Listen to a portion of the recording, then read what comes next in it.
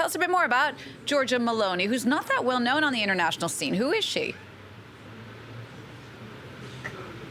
You're quite right. Giorgia Meloni, not very well known on the international scene, but really very much the rising star of the last few years of the right wing here in Italy. Now, I can show you, this is a right wing newspaper here in Italy. It's not a mainstream newspaper, very much followed by people on the right, and it says, "Free, now it's her turn," with that picture of Giorgia Meloni there on the front page. So great celebrations for people on the right and far right here in Italy. Giorgia Meloni herself said that it was a night of pride as she spoke before the TV cameras last night, and she did indeed emerge with the biggest share of the vote for her party, Brothers of Italy, projected to be around 25-26%. That's to be confirmed a bit later this Monday. Now, this really is a meteoric rise for her party. At the last general election in 2018, her party only took 4% of the vote, and she is really taking Italy very much further to the right than it has gone in the post-war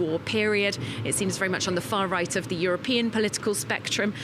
It actually has its roots in a neo-fascist movement that was founded in the post-war period by former supporters of Benito Mussolini. So just to take you through some headlines of their policies, well, very nationalist, very patriotic as its supporters see themselves.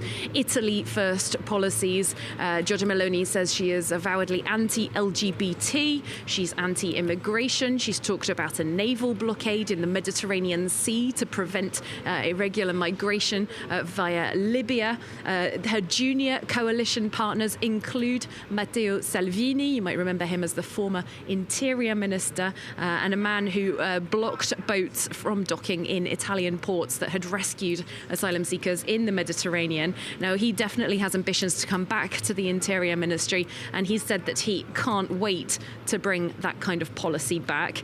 So yes, as we said, if the exit poll is correct, Giorgia Meloni does look set to become Italy's first prime minister and be given that mandate by the Italian president pretty soon. It looks like she could potentially have a government in place by the end of November, although last time around the negotiations did take around 3 months. Catherine, what kind of reaction has there been there this morning, and not just in Italy, but from around the world? Yeah, let's just give you some brief reaction from here in Italy. The main centre-left force, the Democratic Party, seen taking not much less than the Brothers of Italy, perhaps around maximum of 25%.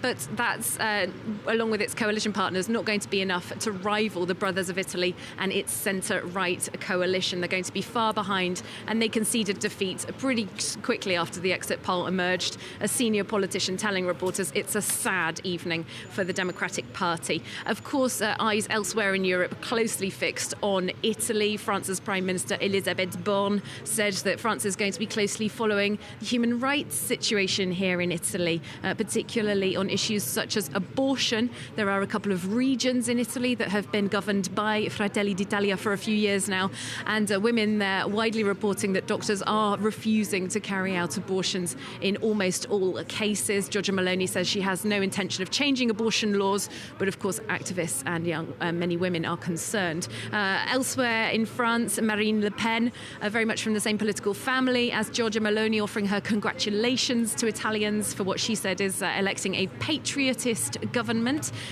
The other side of reaction from France, former Brexit negotiator Michel Barnier saying that he hopes that Italy will remain true to its Italian history, concern about Giorgia Meloni's very outspoken Euroscepticism in the past. And just in terms of the French President Emmanuel Macron, of course, he hasn't spoken about this directly at this point, but we do know from French government officials that he is planning to speak in the coming days with Chancellor Olaf Scholz of Germany, the heads of European Union, two biggest economies, very interested in what is happening here in Italy, the EU and Eurozone's third biggest economy. Catherine, thank you for that. That's Catherine Nicholson reporting from Rome.